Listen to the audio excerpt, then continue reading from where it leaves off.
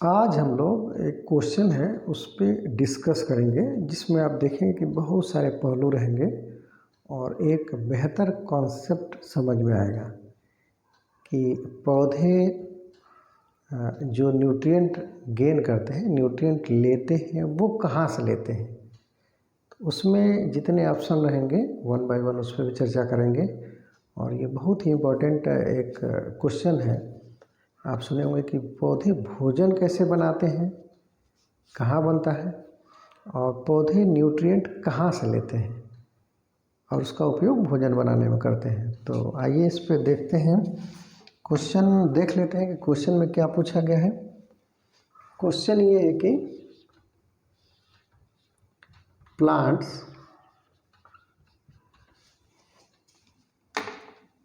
पौधे जो होते हैं, plant receive there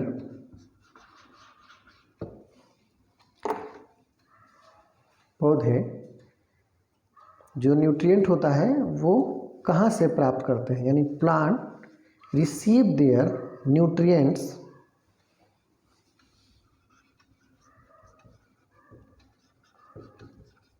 mainly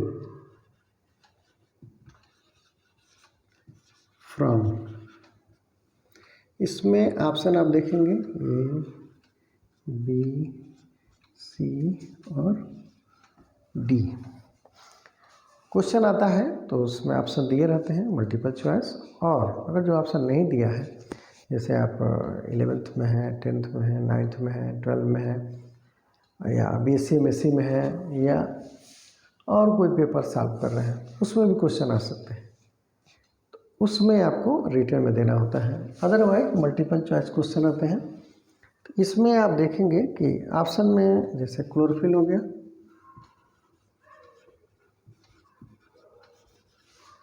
soil हो गया, एटमॉस्फेयर हो गया,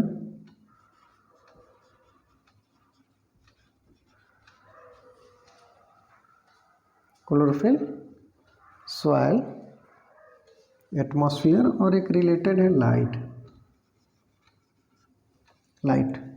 क्योंकि ये पौधे भोजन बनाते हैं, फोटोसिंथेसिस करते हैं, तो लाइट का प्रयोग करते हैं। तो मिलता जुलता रहता है ताकि जो भी एक तरह से स्टूडेंट है वो क्वेश्चन देख के कन्फ्यूज कर जाए।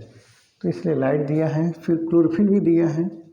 अब इसमें पूछा गया है कि प्लांट्स, जैसे मान लीजिए कोई पौधा है, थोड़ा सा बना लेते हैं,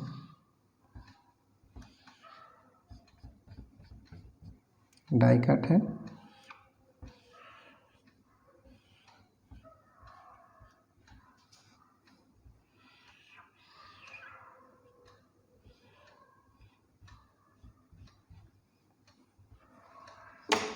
ये इसका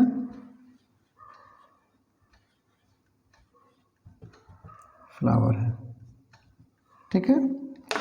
ये लीफ है, ये रूट है, ठीक है।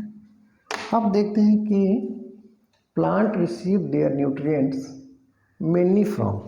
ऑप्शन में आप देखेंगे क्लोरोफिल दिया है, पत्ती में पाया जाता है, सॉइल, ये जो है ये सॉइल है,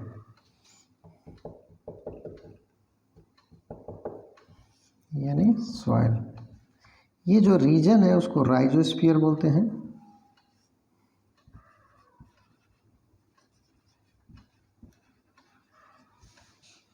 दिख रहा होगा। अब ये सॉइल है तो इसमें आप देखेंगे वाटर, पानी रहता है, सॉइल, ह्यूमस, कुछ ऑर्गेनिक इनऑर्गेनिक इस टाइप के मटेरियल सब रहते हैं। तो पौधा जो न्यूट्रिएंट लेता है वो कहाँ से लेता है, यहाँ से तो नहीं होगा, तो इसको हम क्रॉस कर देते हैं।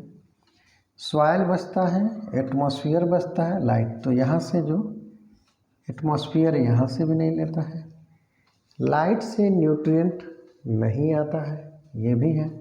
यानी मान लीजिए सन है,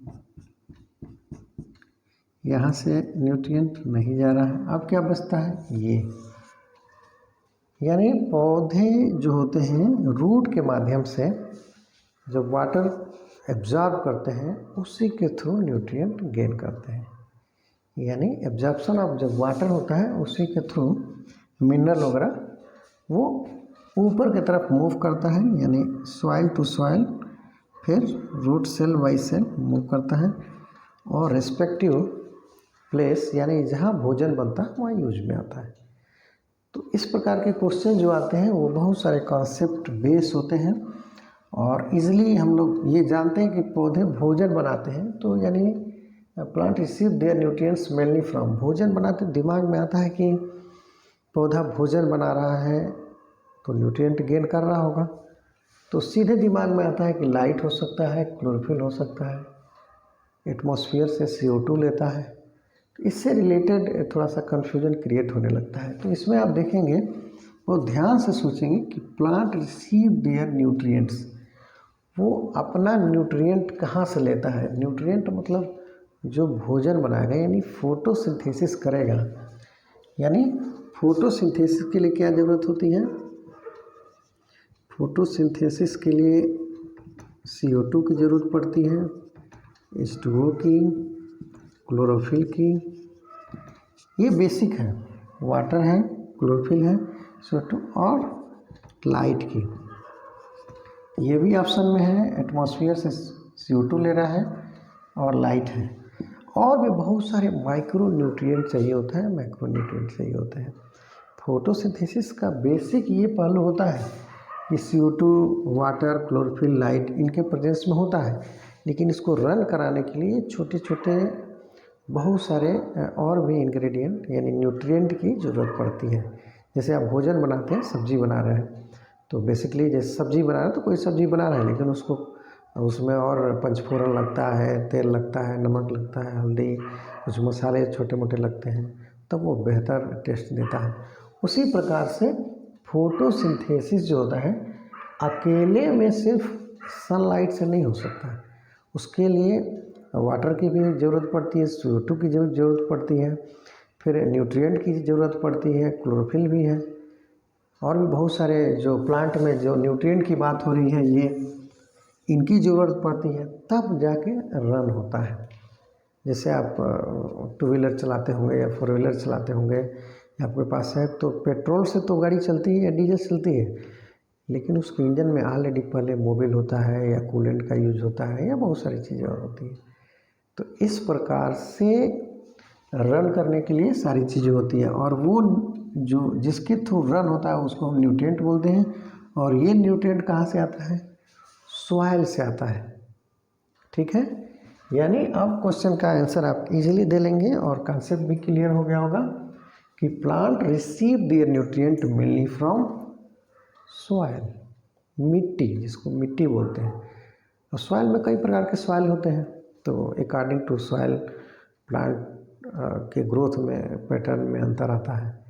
तो जो लोमी सॉइल होता है, नहीं लोम जो सॉइल होता है, तो द बेस्ट हम उसको मानते हैं, वो अच्छा होता है और उसमें ग्रोथ अच्छी होती है। बाकी सॉइल भी अच्छे होते हैं, अलग अलग उसमें प्लांट ग्रो करते हैं, लेकिन ये थोड़ा सा कॉमन टाइप का होता है जिसमें मैक्सिमम प्लांट बहुत इजीली ग्रो कर जाते हैं। तो ये आप देखेंगे कि न्यूट्रिएंट पौधा कहाँ से लेगा, सॉइल से। इसीलिए आप पौधे को मिट्टी में लगाते हैं, पानी देते हैं और एक मॉइस्चर यहाँ मेंटेन रहता है, तो पौधा यहीं से पानी के थ्रू मिनरल न्यूट्रिएंट खींचता रहता है और ट्रांसपिरेशन के थ्रू उनको H2O बाहर निकलता है, और इस प्रकार से एक चैनल बनता है और उसी के द्वारा जो न्यूट्रिएंट ऊपर जाते हैं, पौधे एब्जॉर्ब करते हैं, उसके थ्रू फोटोसिंथेसिस में हेल्प मिलती है। ये अलग बात है कि फोटोसिंथेसिस लाइट के प्रेजेंस में एटमॉस्फेयर से कार्बन डाइऑक्साइड लेता है, वाटर के प्रेजेंस में जो वाटर सॉइल से आता है, और फिर आप देखेंगे क्लोरोफिल जो पौधे में हरे रंग का एक पिगमेंट होता है, वो क्लोरोफिल उसके प्रेजेंस में ही होता है। उसके अलावा जितने न्यूट्रिएंट लगते हैं वो कहाँ से आते हैं, यहाँ से आते हैं, पौधा यहाँ से लेता है। ठीक है, ये आपका क्वेश्चन का आंसर हो गया। उसके साथ साथ बहुत सारे कॉन्सेप्ट क्लियर हो गए होंगे।